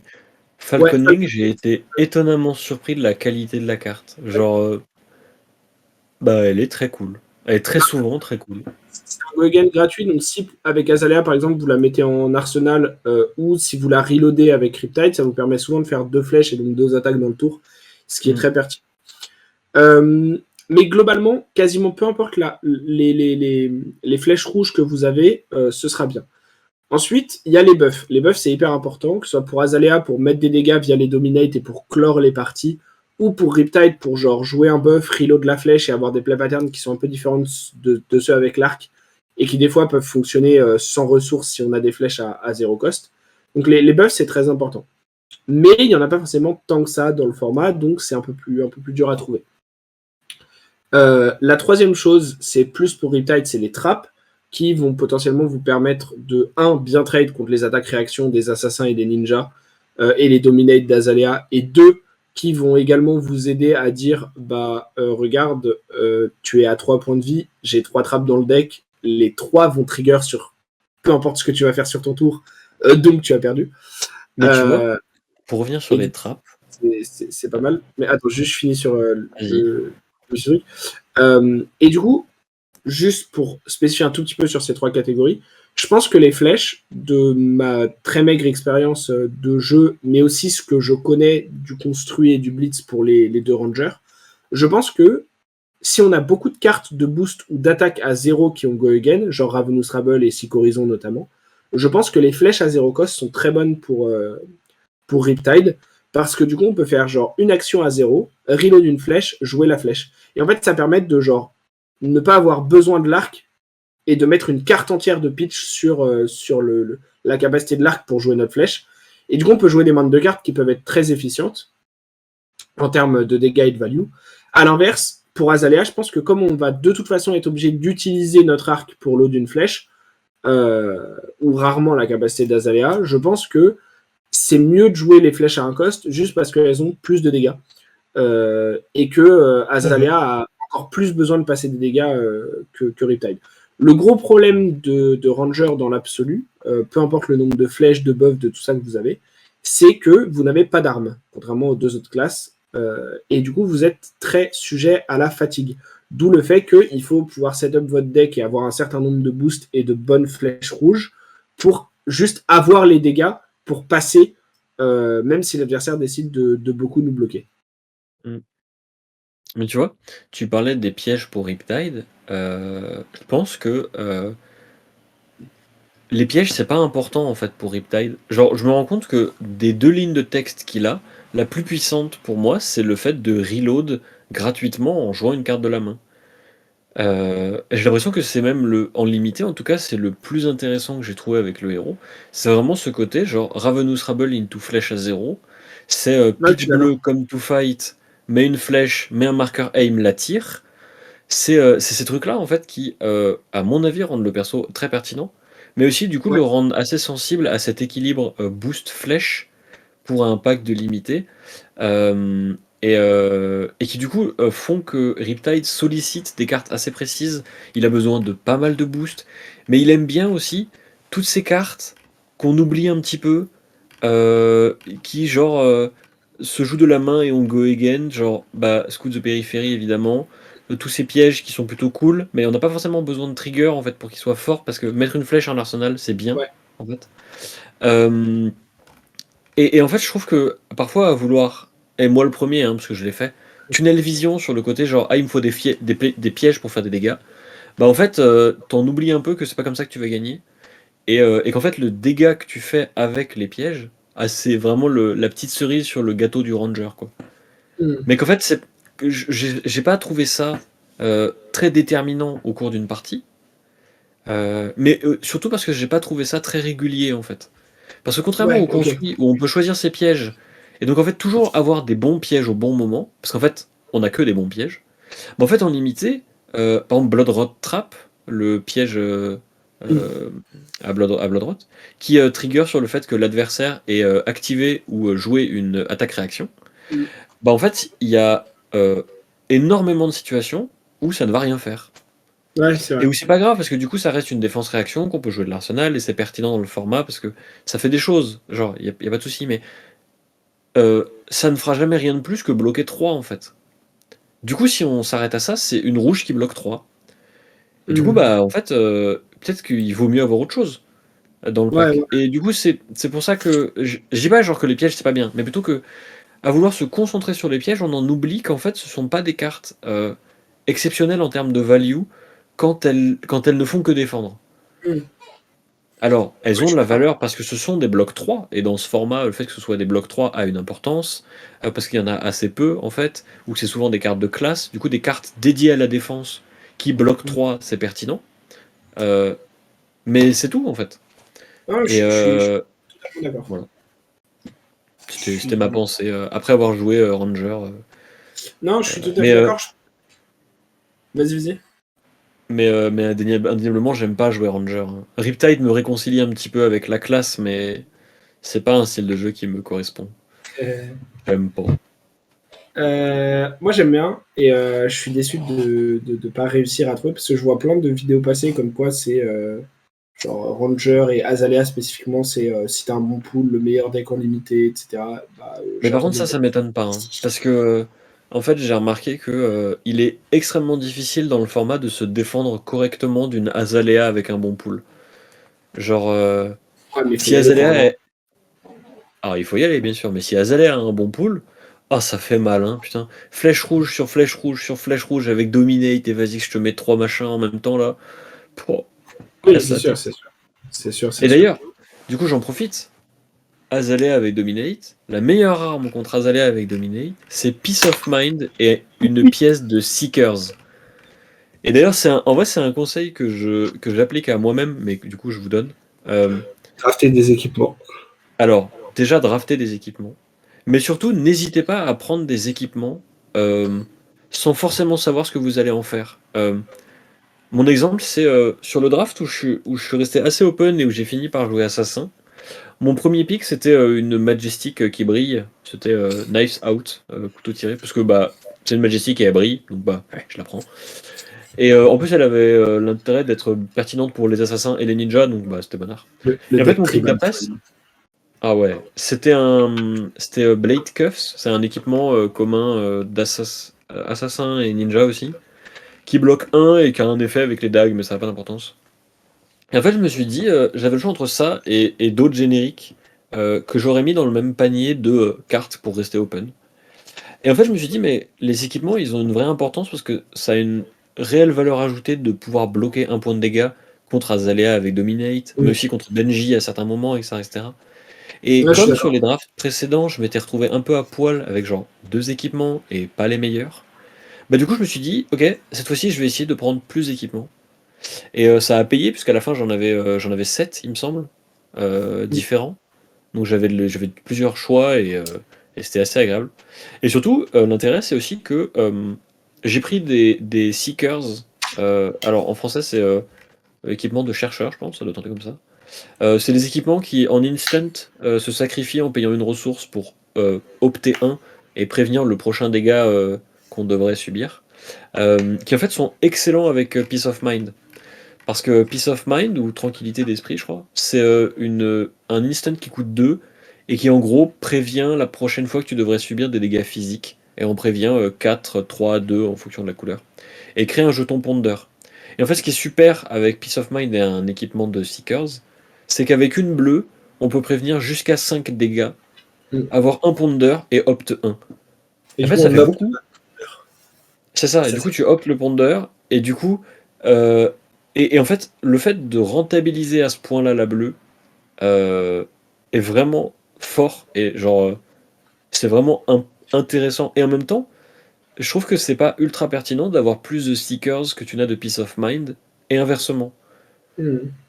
Alors, moi, je mets juste un tout petit truc là-dessus, c'est que il y a des moments où, à cause du Dominate ou à cause de Benji, ou même contre les dagues d'assassins qui ont piercing, Ouais, même cracher une carte entière pour bloquer un ou deux avec des Seekers, ça peut être très relevant parce que ça peut être la différence entre genre prendre un gros tour ou mourir, ou genre prendre un tour fine et t'as une carte en moins. mm. Et le opt peut être relevant que ce soit pour Azalea ou même pour filtrer des mains. Du coup, ouais, je suis d'accord, j'aime bien les équipements. Je pense que overall, les équipements de ce set sont très bons pour du limité. Ouais, Euh, c'est vrai, ils sont tous assez cool. et Pour ils moi, sont le tous moins, le moins bon, celui c'est qui, Fleetwood Sandals. ouais, c'est ça, mais je vais lui donner son heure de gloire. Je vais révéler à tous nos auditeurs une Oh interaction non, ne que je révèle n'ai pas la pas tech. inventée. Mais Ne si, révèle mais pas la tech. si, je veux que les gens sachent. Oui, il faut révéler la tech, vas-y. C'est pas moi qui l'ai trouvé. Enfin, j'ai rien inventé, hein, mais je l'ai vu en action et j'ai fait ah, c'est formidable. Alors, les sandales de pied agile, de pied marin, je crois, c'est ça en français. C'est des bottines qui, en attaque réaction, on peut les détruire pour qu'une attaque avec une attaque de base de 1 ou moins acquiert Go Again. Et alors, il y a une attaque d'assassin, une rare, en bleu, qui a 1 d'attaque. Et cette attaque, elle s'appelle Sneak Attack, ou attaque furtive en français. Attaque furtive qui coûte 2, tape à 1, bloque 2, et dit si vous avez joué ou activé une attaque réaction, ce chain link, attaque furtive gagne plus 4 de patate. Et alors je pense que vous commencez à voir qu'est-ce qui est vachement amusant avec ça. On peut faire pitch une carte, sneak attack bleu, on active les sandales, et là d'un coup sneak attack devient 2 pour 5 go again, et du coup c'est une vachement bonne bleue. Voilà, C'est c'est une vrai. interaction qui sert à rien, mais je trouve ça super cool de se dire qu'avec des petites sandales qu'on garde toute la game et qui font rien, on peut Mm. transformer une de nos bleues qu'on aurait probablement pas pu utiliser mieux qu'en faisant 3 ressources ou bloquer 2 en un gros 2 pour 5 go again. Ce Mm. qui peut avoir une réelle importance en fin de partie. Et Le je te seul dis, problème que j'ai avec la carte quand même, c'est que c'est un peu la seule interaction qu'il y a alors pour la carte. oui. Et genre, il n'y a pas grand chose. J'ai vu Mais des joueurs l'utiliser de manière un peu roublarde avec Usuri en proposant genre une stealth bleue. Du coup, l'adversaire il bloque parce que oui, tu as une autre oui, carte en main. Et du oui. coup, tu fais go again et t'envoies un Ouais. infect rouge derrière. Et là, il fait Ça, oh. c'est l'autre l'autre truc que j'aime bien avec. Le problème, c'est qu'effectivement, genre, il y a vraiment peu de Et targets les rangers à en la font carte. rien. Les rangers Les en font rangers rien en parce font qu'ils ont aucune rien. attaque à 1. Dans les génériques, il y a très peu de cartes qui peuvent se faire target. Ouais. Euh, dans les ninjas, les Mais cartes ont déjà go again quand elles attaquent à 1, la plupart. Alors, il y a ouais. les finishers de combo, genre les one-two punch et tout, mais c'est relativement. T'as pas vraiment envie de leur Enfin, donner go again en fait. voilà, genre, en général, tu les joues déjà à la fin de quelque chose, t'as pas besoin de leur donner go again. Donc, c'est un peu trivial. Et après, t'as effectivement les stealths à 1, mais en général, soit tu les swaps par une grosse attaque, soit elles ont déjà go again Ah ouais, via via Araki. après, le seul hotspot de jambes dans le set, c'est les Seekers Legs. Donc en Oui. vrai, si vous avez rien de mieux dans votre booster, prenez Fleetfoot, surtout si vous savez que Oui, vous c'est allez pas ça, jouer Ranger, ça fait un truc. parce que il y a potentiellement un moment dans la game où ça pourra faire un truc, et vous avez peu de chances d'avoir un autre équipement sur le slot qui compete et qui vous fait Ouais, regretter d'avoir pris un équipement de jambes, parce qu'il y en a peu. c'est ça. Là où par exemple, prendre des Seekers, les bras là, bah, y a des très bons équipements de bras pour pas mal de. Enfin, pour toutes les Alors moi, classes. Du coup, c'est. l'équipement qui me plaît le plus, c'est la tunique. C'est le torse Ouais, générique qui allez. donne une ressource quand ta main est vide. La carte Ah, est trop celle-là, bien. Genre, moi, j'aime beaucoup l'autre. c'est l'autre, c'est Euh, Silken Geek, toi que tu ouais, aimes. moi, Celle j'aime qui. beaucoup. Ouais. Moi je l'aime Juste parce moins. Je que. préfère la En fait, tunique. tu sais pourquoi j'aime bien Silkengi? Parce que tu peux faire descendre une attaque pour Benji. C'est parce que tu peux faire Twin Twister rouge 0 pour 2 et Oui. ça devient imploquable pour Benji. Et c'est trop bien. Oui. Oui. Et du coup, c'est Genre, marrant. en fait, j'aime trop que ça existe. Ah ouais, Genre, non mais je suis d'accord. je trouve ça vraiment intéressant, tu vois. Ah bah, en fait, Mais, j'avoue, c'est un des trucs que je kiffe le plus avec ce limité, et je te propose qu'on termine là-dessus avant de passer à nos ouais, autres ouais, rubriques. ouais. C'est le fait qu'il y ait toutes ces petites interactions. Alors peut-être qu'elles existaient aussi sur Pricing ou sur Aria, mais qu'on avait moins l'occasion de les voir. Ce que je trouve cool avec ce format, c'est le moment où tu te dis que c'est vraiment une dinguerie d'avoir une 2 pour 5 Go Again en bleu parce que tu as des bottines dans ton coin. Genre, je me dis, mais le format est ultra intelligemment subtil en fait. Genre, Ouais. Bah, en fait, il pousse les joueurs dans leur dernier retranchement à aller chercher des petites interactions pour faire un petit peu plus de value avec leurs cartes et tout. Et ça, là, exactement. oh, je trouve ça trop bien. En fait, sur Uprising, le format était beaucoup plus rapide, notamment à cause de failles, et la value des cartes était beaucoup Elle était très brute, quoi. plus. C'est vraiment genre Ouais, maintenant. c'est ça. En fait, c'était très genre Benji la face cette value carte de la carte, maintenant. c'était sa value en fait. Genre, t'as une 0 pour 3 go again, bah c'est 3 de value, point.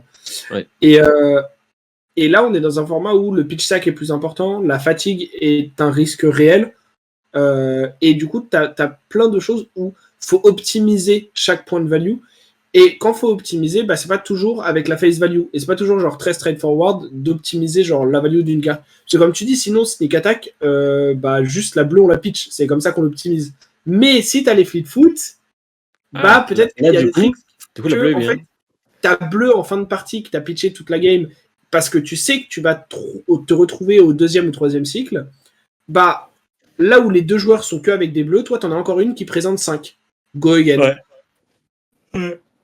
Et, et c'est vrai que c'est hyper intéressant et c'est le fait que le format soit un peu plus lent quand même, overall, bien que après avoir fait plusieurs parties, il n'est pas aussi lent que ce que j'avais anticipé au départ à titre personnel. Parce qu'il y En a quand même draft, il est plus de plus go rapide en vrai. que ce que je trouvais et tout. Mais t'as quand même beaucoup de parties et beaucoup de match-up où tu vas pouvoir aller tranquillement à ton second cycle. Et donc pitch stack, et du coup, genre devoir gérer ta densité de menaces avec ton nombre de rouges et de jaunes que tu pitches au fur et à mesure de la partie pour les retrouver plus tard, etc. etc. Et ça, c'est vrai que je trouve ça très intéressant parce que du coup, ça amène à des petites interactions et des petites optimisations que tu dois trouver pour avoir l'edge sur ton adversaire, parce que ce serait très dur à avoir autrement, puisque t'as pas juste genre des cartes qui font en face value plus que le mec en face. Ouais, je suis d'accord. Mais voilà, je pense que ça fait un bon clap de fin pour notre sujet principal de cet épisode, Ouais. où on a bien parlé de plein de choses, de limiter. Et du coup, maintenant, alors je spoil dès maintenant, mais il n'y aura pas de poids règle encore cette semaine, je suis désolé, mais j'ai juste aucune idée en ce moment. Voilà, donc j'en fais pas. Ouais, c'est aussi simple que ça. C'est pas un truc que je veux nécessairement arrêter à 100% à terme dans le futur, mais actuellement, voilà, j'ai pas forcément d'idée ou d'inspiration, donc je vais pas me forcer à faire un truc nul ou déjà vu ou quoi que ce soit juste pour avoir la chronique. Par contre, la personne qui a toujours des idées parce que des nouveaux decks sont sortis, des nouveaux héros sont sortis, et que donc il a un contenu facile à faire, c'est Pilipiu. Oui, effectivement. Cette semaine, je vais parler d'Azalea. Alors, Azalea, c'est ton héros de cœur, et du coup, c'était très marrant parce que d'habitude, je te demande pas du tout ton avis. Mais là, j'ai quand même pris le temps de t'envoyer la liste et de dire est-ce que tu valides? Parce que, bon, voilà, je suis pas convaincu. Du coup, Azalea, alors, le principe du héros, c'est de tirer généralement une grosse flèche par tour, qui idéalement a dominate parce qu'on a maîtrisé le dessus de notre deck, parce qu'on l'a boosté avec plein de cartes, et parce que Death Dealer existe, qui est une excellente arme pour Azalea. Il y a pas mal de mécaniques liées au fait que les cartes d'envoûtement en fait, se remboursent quoi qu'il arrive, que ça n'est jamais mauvais de recharger avec Death Dealer, parce qu'en fait vous allez toujours faire au moins des ressources en pitchant une carte. Et du coup, vous allez activer Azalea, et en fait, ça fait plein d'autres trucs. Je pourrais pas rentrer dans les détails des patterns de jeu, mais je vous invite évidemment à aller écouter le focus qu'a fait le bug croissant sur Azalea, qui vous détaillera toutes les interactions mécaniques, toutes les choses que vous pourriez faire, etc. Ouais, Mais parce du qu'en coup, là, on va plus, venir sur... Vas-y. désolé, je te coupe vite fait, mais parce que faut savoir que même si là, il va y avoir pas mal de nouvelles cartes et que les decklists d'Azalea ont pas mal changé post-Outsiders, parce qu'il y a eu beaucoup de très bonnes cartes qui sont venues, que ce soit pour le Blitz ou pour le CC, il y a beaucoup de très bonnes cartes qui sont venues s'ajouter aux listes. Faut savoir que globalement, on joue toujours de la même manière. Genre, ça n'a pas changé la façon de jouer le héros, contrairement, pour donner juste un exemple dont on a fait une deck tech aussi, typiquement, lorsque Aether Wildfire est sorti, Kano a changé sa façon de jouer, en tout cas en CC. Là, on a une façon de jouer qui est très similaire, et du coup, tous les tips que je donne et les explications que je fais du personnage, de ses play patterns et tout ça, dans notre épisode focus sur Azalea, sont toujours à 99% vrais. Juste, vous changez le nom des cartes. Quand j'appelle une carte et qu'elle est plus dans la liste, vous la remplacez par une nouvelle dans la liste qui a le même rôle, mais qui est juste meilleure. Du coup, c'est une version améliorée du deck préconstruit de Blitz qui est disponible en magasin.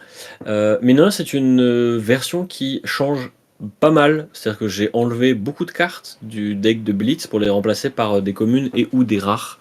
J'ai fait une entorse à ma règle. J'ai intégré dans le deck une Majestic, qui est littéralement une Majestic. C'est Red in the Ledger. Je sais plus comment elle s'appelle en français. Aucune idée. J'ai toujours appelé Red in the Ledger. Dans le rouge. Traduction sur 20. Bon, du coup, dans le rouge, qui en fait est une carte qui est vraiment clé pour Azalea, parce que c'est la flèche la plus importante du deck. C'est celle que vous voulez aller chercher, c'est celle que vous voulez récupérer. C'est pour ça qu'il y a deux cartes importantes pour le deck aussi, que sont Nox the Death Whistle et Memorial Ground. Alors, Memorial Ground et Nox the Death Whistle, elles sont vraiment juste là pour jouer Red in the Ledger, récupérer Red in the Ledger, jouer Red in the Ledger, aller chercher Red in the Ledger, et ça. Parce que c'est la meilleure flèche, et parce qu'on a envie de la booster 1000 fois et qu'elle est dominate, et que du coup on prend des tours supplémentaires et c'est trop bien. Mais du coup, quand on n'a pas Red in the Ledger, on a d'autres flèches. Donc on a la seule flèche dont il y a l'arc-en-ciel dans le deck, c'est Infecting Shot. Parce que c'est celle qui... non mais ouais, il va ponctuer des voilà. Parce que c'est une carte qui fait beaucoup de value si elle touche, Et elle va toucher, parce que du coup, elle a très souvent dominate avec Azalea. C'est pour ça que il y a toutes les couleurs, en fait. Parce que dans tous les cas, booster, la carte est bien. Donc elle est impeccable. Il n'y a que 2 Bolt and Shot dans la liste, mais quand je passerai sur les cartes pour améliorer Azalea encore plus, je détaillerai pourquoi il n'y en a que 2 et pas plus. Et le reste, ce sont des flèches et des boosts dont la qualité est variable. Je vais rentrer dans les détails après sur par quoi est-ce qu'il faut remplacer. L'idée, c'était quand même toujours de vous proposer une version budget du deck. Donc c'est une version qui est exclusivement constituée, ou presque, de rares et de communes, à Ouais. l'exception des cartes les plus importantes. Ouais, t'as C'est-à-dire compris. que là, la liste, elle vaut déjà 120 balles. Mais... Ouais, en fait, c'est un peu le problème en ce moment avec Azalea, c'est que avant qu'Outsiders sort, vraiment ça là, ça valait genre 10 balles. Genre, Le il y petit avait. Skullbone Oui, Crossrap, oui, c'était non, mais genre si on exclut la légendaire que 15. j'ai Oui, inclus, non, du mais coup. même ça, c'était genre 15 € Ah en oui, HP1 en fait. oui, c'est vrai. Donc, Et genre, voilà. c'était Alors, vraiment pas cher. du coup, comme d'habitude, j'intègre une légendaire. Ouais, j'essaie d'intégrer une légendaire très pertinente pour le deck à chaque fois. Pour Azalea, il est très peu probable que vous utilisiez un jour autre chose que Skullbone Crossrap, tant qu'il n'y aura pas eu quelque chose de mieux que Skullbone Crossrap. Ça fait tout ce que veut le deck, et même plus encore, parce que ça Broken. bloque et ça arcane barrière. Le plus important, c'est de pouvoir, une fois par tour, révéler la carte de votre arsenal, qui était face cachée, la révéler face visible, et vous optez un, et l'action elle-même à go again.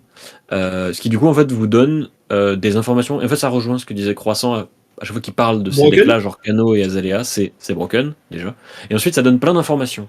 En fait Azalea c'est un deck qui joue beaucoup avec le dessus du deck, avec des informations que vous obtenez en piochant une carte avec Death Dealer, en regardant la carte du dessus de votre deck avec Skullbone Crossfrap, etc., etc. Et du coup les équipements qui vont avec, que j'ai mis à côté, c'est Snapdragon Scalers, qui vous permet de donner Go Again à une de vos flèches, et qui du coup vous permet par exemple de commencer votre tour avec une flèche dans votre arsenal, la jouer, lui donner Go Again avec Scalers, puis jouer une autre flèche que vous auriez boostée, ou que vous auriez mis du dessus de votre deck, ça, et ça permet de faire des tours qui font beaucoup de dégâts d'un coup.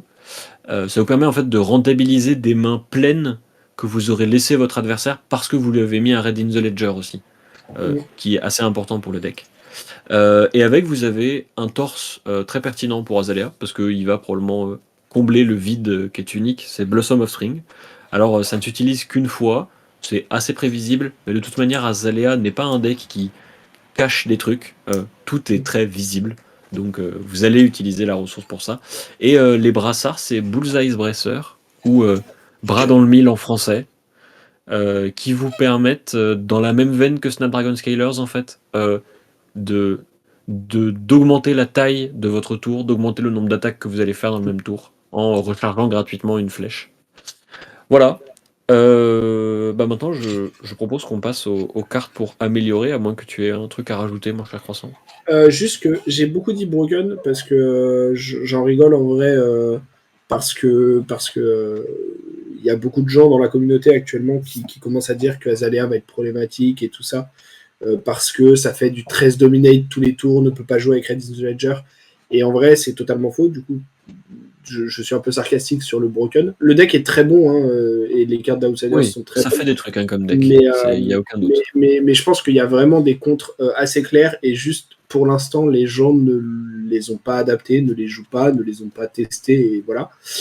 Après, peut-être que je me trompe et peut-être qu'au prochain Pro Tour, il y aura 8 Azalea en top 8 ou 6 Azalea en top 8 et que j'aurai tort et que j'aurai l'air d'un con et je dirais je m'excuse, j'avais tort. Par contre, ce qui est sûr, Mais c'est que Skullbone Crossrap et Death Dealer, mais encore plus Skullbone Crossrap, je trouve, sont des équipements et armes respectivement qui sont extrêmement forts. Et vraiment, je pense que Skullbone Crossrap, je le mettrais vraiment facilement top 5 des équipements qui sont sortis sur ce jeu. Voire ouais, c'est peut-être possible. plus top 3.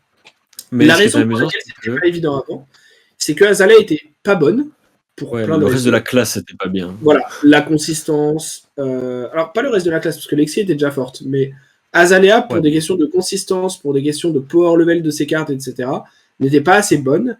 Et Lexi voulait Voltaire plus New Horizon, parce que c'est totalement broken pour elle. Et du coup, Skullbone n'avait pas l'air très fort parce que, en fait, c'était pas joué parce que le héros qui le voulait le plus, c'était pas jouable. Mais imaginez un truc qui, genre, tous les tours de manière gratuite, vous permet d'accélérer votre euh, pitch stacking Stack. de 1, enfin d'accélérer votre cycle de deck de une carte, vous permet de prendre de l'information et vous permet de vous aider à pitch stacker. Ah bah oui. Et en plus, des Et fois, qui de bloque. dominate à une flèche. Et des fois, ça Et qui, bloque. quand il y a besoin, ça bloque. Genre, vraiment, dites-vous que, en termes de cartes d'économie et de puissance et tout, c'est similaire à Crown of Seeds. Pour des raisons différentes, Oui. parce que c'est pas tout à fait le même texte, mais c'est Mais similaire même à Crown of énergie. Seeds. Et Crown of Seeds, ça fait partie des meilleurs équipements dans ce jeu. Donc voilà, l'équipement, voilà, c'était juste, je voulais dire ça. Donc, même si là, en ce moment, il est très cher, achetez-le si vous voulez jouer à Azalea, parce que vraiment, le deck n'est pas le même sang. Et c'est vraiment extrêmement fort. Et tant qu'Azaleas ou des Rangers qui jouent Skullbone seront méta, Skullbone ne fera qu'augmenter. Genre pour moi, à partir du moment où Azalea est méta, c'est un équipement qui devrait coter à peu près 150 €, comme tous les équipements très bons Heureusement, des héros qui sont méta. il a été réimprimé. Ouais. Donc l'intérêt, c'est contrairement à d'autres équipements dans un cas similaire comme New Horizon par exemple, il y a plus d'exemplaires de Skullbone Crossfrap et donc vous trouverez des occasions entre un bord blanc ou un HP1. Voilà. Alors c'est la légendaire la plus chère que j'ai mis dans notre catégorie budget avec des guillemets du coup. Mais voilà, si vous ne pouvez pas acquérir de Skullbone Crossfrap, ce que je comprends complètement, Owning Hood est le remplaçant, mais ce sera. Tu veux mettre quoi à la place, toi? Tu mets pas Hollywood, tu mets Wayfinder's Crest, le nouvel équipement là. Ouais. Quand tu bloques, tu regardes la carte du dessus. Ouais. Ou tu mets Talismanic Lens. Ok, bah et voilà, écoutez la voix de la raison. Du coup. Écoutez pas À la limite, mais c'est plus difficile à utiliser. Mais moi j'aime bien. Tu peux jouer Ragamuffin aussi. Ragamuffin Zat. Ok. Oui, en vrai, c'est vrai que ça a plus de sens. En fait, l'idée c'est que Owning Hood ne fait pas grand chose pour toi parce que tu t'en fous d'avoir un arsenal tour 1, contrairement à Alexis, parce que tu peux pas le flip. Et si t'as pas de opt avec Skullbone, bah tu fais rien de ton arsenal. Et du coup, ça te donne pas d'infos sur le dessus de ton deck, alors que les 3 autres équipements que j'ai cités te donnent de l'info de manière différente sur le dessus de ton deck, et du coup, t'aide sur un tour, entre guillemets, de spike un peu, à faire ce que Skullbone Crossrap ferait. Ok, bah voilà. Et il faut jouer Ragamuffin, parce que Ragamuffin, c'est très stylé. C'est trop marrant. Mais du coup, on va passer aux cartes pour upgrade.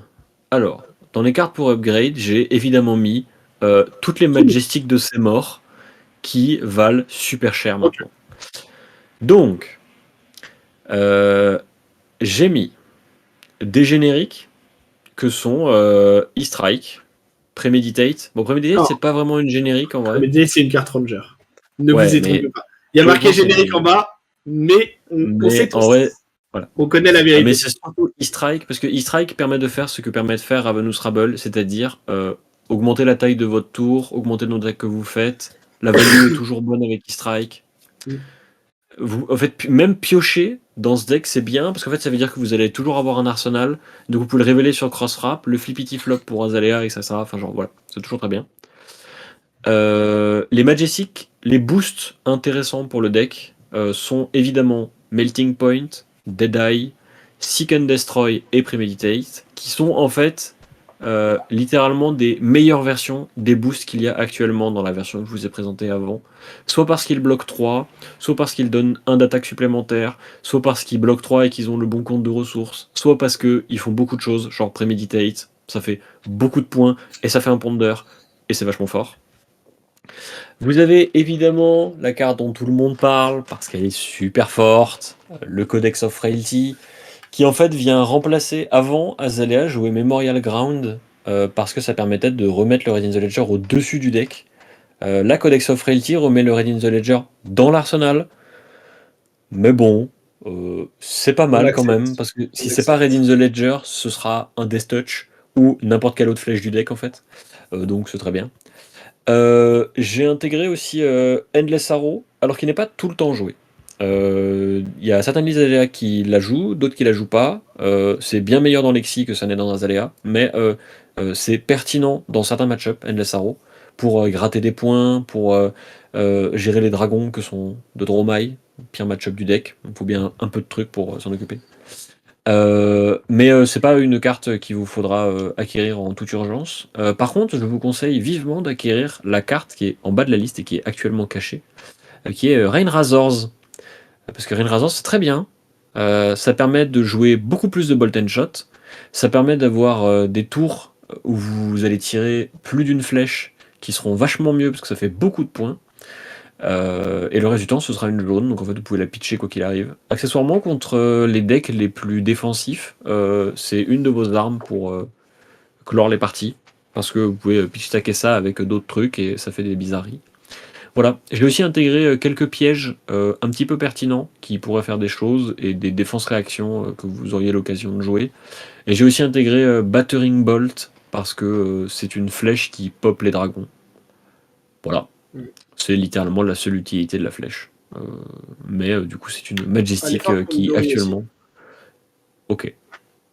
Et en vrai, c'est un En vrai, popper c'est une grosse qui flèche est. aussi. Genre, En fait, c'est un popper qui est une flèche et qui, un des gros arguments en vrai pour la jouer, au-dessus de genre Command and Conquer ou un truc comme ça, c'est que lorsque dans les match-up, mais c'est plus vrai en CC, mais dans les match-up où on doit jouer une full stack comme Holdim par exemple, on veut que toutes nos cartes de side pour les autres match-up soient bonnes contre Holdim aussi. Et Battering Bolt est genre c'est une grosse ok, flèche. voire bon contre Holdim par rapport à d'autres options qu'on aurait. Genre Command and Conquer par exemple est une bien moins bonne carte contre Holdim que n'est Battering Bolt pour des questions de ratio et d'effet.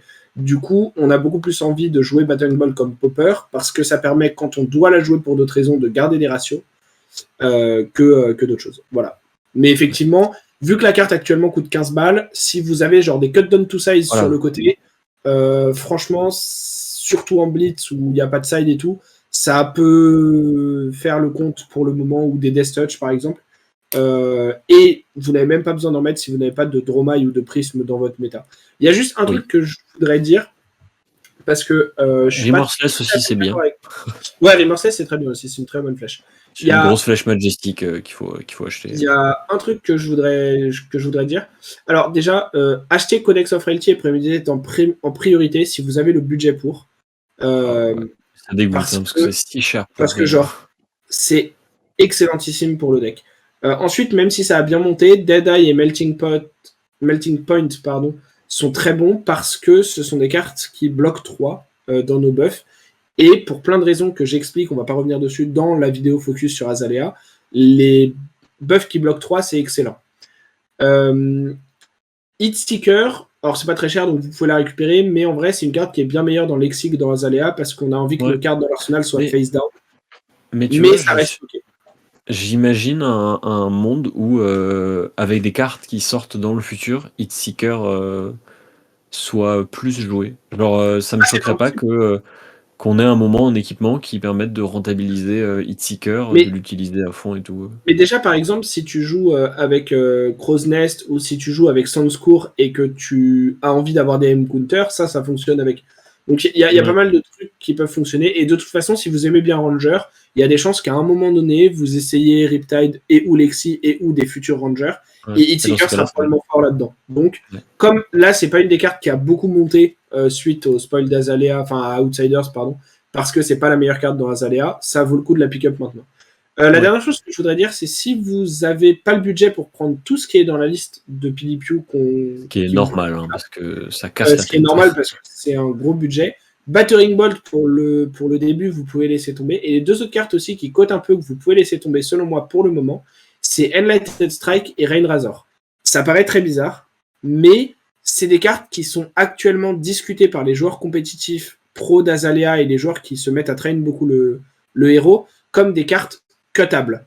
Ça ne veut pas dire qu'elles vont être cut. Vous allez probablement les voir dans les listes dans les 1, 2, 3, 4, 5 prochains mois. Parce qu'il n'y a pas forcément de meilleure option à l'heure actuelle. Mais ça a l'air de faire partie des cartes qui seront les premières à être cut si on trouve des meilleures options. Ou si la méta veut qu'il y ait besoin de plus de tech cards dans le deck. Parce que Rain Razor, quand on n'a qu'une flèche, c'est plus 2 pour une jaune qui bloque pas. Donc c'est pas ouf.